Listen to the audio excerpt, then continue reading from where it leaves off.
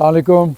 आज ये चौथा रोज़ा ख़त्म हो गया यहाँ यूरोप के अंदर, और रमज़ान में हमारे मुल्क के अंदर फिर एक दफ़ा दहशतगर्दी की लहर पूरी शिद्दत के साथ महसूस की जा रही है। आज फिर कितने ही बेगुनाह लोग जो हैं वो खून में नहा गए, और समझ नहीं आती कि हम एक मुसलमान मुल्क में, एक इस्लामी मुल्क के अंदर रमज़ान के अंदर ये सब कुछ कैसे देखते हैं, कैसे बर्दाश्त होता है। दिल यकीन करे खून के आंसू होता है। अब इस वक्त रात के यहाँ पे तकरीबन को 10 बज रहे हैं, लेकिन यहाँ पे किसी किस्म का ना कोई डर है ना खौफ है। जिनको हम काफिर कहते हैं ना, जिनको बचपन से हम सुनते आए हैं, हमारी किताबों में पढ़ाया जाता है ये जो काफिर है ना, ये काबिल कत्ल हैं, इनको मार दिया जाए जहाँ भी मिले। हमारी किताबों में मुझे आज भी याद है कि तीसरी चौथी पाँचवीं किताब से ही हमें पढ़ाया जाता था, हिंदुओं को और ईसाइयों को और बाकी जितने भी काफिर हैं, यानी हम अपने अलावा किसी को जीने का हक नहीं देते। इस पर बहुत तकलीफ़ हुई आज रमज़ान के अंदर। जिस तरीके से मैंने एक बच्चे की लाश देखी है, उस वक्त से मेरे दिमाग में वो मेरी उससे तसव्वुर से ना हट नहीं रही है, क्योंकि जो भी साहिब औलाद है उसका दिल तो खून के आंसू होता है। लेकिन मुझे समझ नहीं आती कि कितने संगदिल लोग हैं हमारे ऊपर जो बैठे हुए हैं।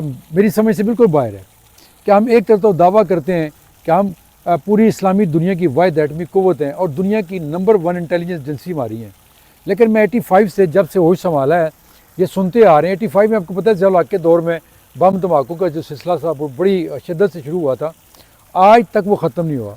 जब भी धमाके होते हैं, बयान आते हैं कि दहशतगर्दी को जड़ से उखाड़ फेंका जाएगा, वो जड़ आज तक उखाड़ी नहीं जा सकी, बल्कि वो जड़ें जो हैं वो अब इतनी ज़्यादा फैल चुकी हैं कि लगता है कि पाकिस्तान पूरे का पूरा बारूद के ढेर पे बैठा हुआ है, और किसी भी टाइम अल्लाह ना करे कोई ऐसा ब्लास्ट हो सकता है कि पूरा पाकिस्तान ही ख़तरे में है इस वक्त। दूसरी तरफ देखें तो जो मुखालफ सियासी पार्टियां हैं, उनके जो सोशल मीडिया अकाउंट्स हैं, मुझे क्रिटिक समझा जाता है इस्टेब्लिशमेंट का और मुस्लिम लीग नून का, लेकिन जहाँ पे कोई गलत बात आती है, मैं जो समझता हूँ गलत है, मैं वहाँ बात करना ज़रूरी समझता हूँ। आजकल मैं देख रहा हूँ सोशल मीडिया के ऊपर मरीम नवाज़ की और आर्मी चीफ आसिम मुनीर की जिस तरीके से वीडियोज़ बनाकर आर्टिफिशियल इंटेलिजेंस के साथ या तस्वीरें शेयर की जा रही हैं, वो यकीनन काबिल शर्म है। उनका जो भी किरदार है, आर्मी चीफ का जो भी किरदार है और जो भी मरीम नवाज़ का किरदार है, लेकिन मेरा ख्याल है कि यूथ को हम जो कुछ सिखा रहे हैं या जिस पटरी पर हमने डाल दिया है वो भी काबिल तकलीद नहीं है, वो भी काबिल तारीफ़ नहीं है। इंतहाई शर्मनाक फेल है ये। इससे आपकी पूरी दुनिया में जग गंसाई हो रही है, और मेरा नहीं ख्याल कि इससे पाकिस्तान को कोई फ़ायदा हो सकता है। लेकिन जब हम ये सुनते हैं कि रमज़ान में इमरान खान की सहरी इफ्तारी बंद कर दी गई है, या सहरी इफ्तारी में उनको वो उनकी ज़रूरत के मुताबिक चीज़ें नहीं दी जा रही हैं, वो बीमार हैं, मुल्क के एक साबिक़ वज़ीर-ए-आज़म कोई भी रहा हो, इससे पहले ज़ुल्फ़िकार अली भुट्टो को फांसी दे दी गई, मियाँ नवाज़ शरीफ को 2 बार इक़्तिदार से उतारा गया, सज़ाएँ दी गई, एक दफ़ा उम्र कैद सुनाई गई, दूसरे 14 साल और सारी ज़िंदगी नाल करार दिया गया। लेकिन देखना ये होगा कि ये करने वाले कौन हैं। जब चाहते हैं वो सादक अमीन बना देते हैं, जब चाहते हैं उसी सादक अमीन को उठा के जेलों में डाल देते हैं और उसके ऊपर सैकड़ों मुकदमात दर्ज कर दिए जाते हैं। तो जब ये सूरत हाल देखते हैं कि एक तरफ रमज़ान के अंदर दहशतगर्दी होती है और दूसरी तरफ रमज़ान के अंदर ही मुल्क के एक साबिक़ वज़ीर-ए-आज़म को जेल के अंदर ना मुलाकात की इजाज़त दी जा रही है, उनकी बीवी भी उसी जेल के अंदर है, उनकी वहाँ भी मुलाकात नहीं करवाई जा रही, और उनको सहरी रफ्तारी का जो बंदोबस्त होता है वो भी नहीं दिया जा रहा। मेरा ख्याल है ये तो जिनको हम काफिर और यहूदी और पता नहीं क्या क्या कहते हैं, उनके मुल्कों में भी नहीं होता। वहाँ भी जो ह्यूमन राइट्स हैं, बल्कि मैं तो कह रहा हूँ कि जो एनिमल राइट्स हैं वो हमारे ह्यूमन राइट्स से ज़्यादा स्ट्रॉन्ग है यहाँ पे। तो जब इस तरह के हालात होंगे तो फिर इस तरह की दहशतगर्दी, इस तरह की बदअमनी, इस तरह की चीज़ें हमारे मुल्क से कभी ख़त्म नहीं होंगी। मैं जब भी देखता हूँ अपने मुल्क के नौजवानों को कि वो मुख्तलिफ मुल्कों में आके मजदूरियाँ कर रहे हैं, यहाँ पे आके इलीगल अपनी जान ख़तरे में डाल के वो आते हैं, तो दुख तो होता है। लेकिन जब इनकी वजूहात पर गौर करते हैं तो मज़ीद दुख होता है कि इन मुल्कों से क्यों नहीं जाते हमारे मुल्क में कोई काम करने के लिए। यहाँ तो मैं कई दफ़ा गौरों से कहता हूँ जी आप आए, हमारा मुल्क बड़ा खूबसूरत है, तो वो कानों को हाल दिखाते हैं, कहते हैं मरना है वहाँ जाके हमने। आपका मुल्क तो जो इंतहाई गैर महफूज है, ये मैं नहीं कहता, पूरी दुनिया में एक इमेज बन चुका है पाकिस्तान का। तो ये बैठ के सोचना होगा, बल्कि सोचने का टाइम मेरा ख्याल गुजर चुका है।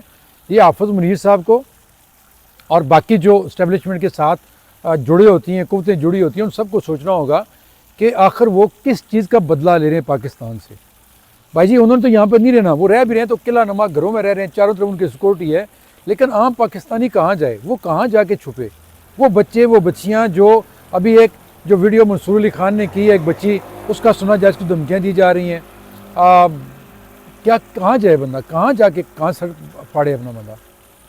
تو بھائی صاحب جب تک آپ اپنے جو آپ کے کام ہے اس طرح واپس نہیں جائیں گے, یہ ملک کبھی ٹھیک نہیں ہوگا. بلکہ اب تو یقین کریں نا امیدی جو ہے وہ بالکل آخری حدوں کو پہنچ گئی ہے.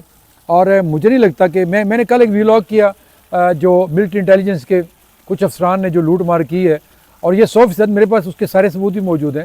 تو اس کے اوپر جو میں نے دیکھا ہے میرے ٹک ٹاک کے اوپر اور جو میرے فیس بک کے ویلاگ کے اوپر جس طرح کے نفرت انگیز کمنٹس آ رہے ہیں آرمی کے بارے میں, اسٹیبلشمنٹ کے بارے میں, تو وہ یقین کریں کہ مجھے بڑی تکلیف ہو رہی ہے.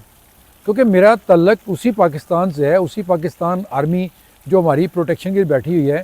لیکن جب اس طرح کے کام ہوں گے تو پھر جب اس طرح کے کمنٹس آتے ہیں تو بندہ سوچتا ہے کہ یار یہ وہی لوگ ہیں ہمارے جو پاکستان کی فوج سے محبت کرتے تھے. آج کیا وجہ ہے کہ میں دیکھتا ہوں کہ اس میں 70-80% جو کمنٹس آئے ہوئے ہیں انتہائی نفرت انگیز ہیں فوج کے بارے میں.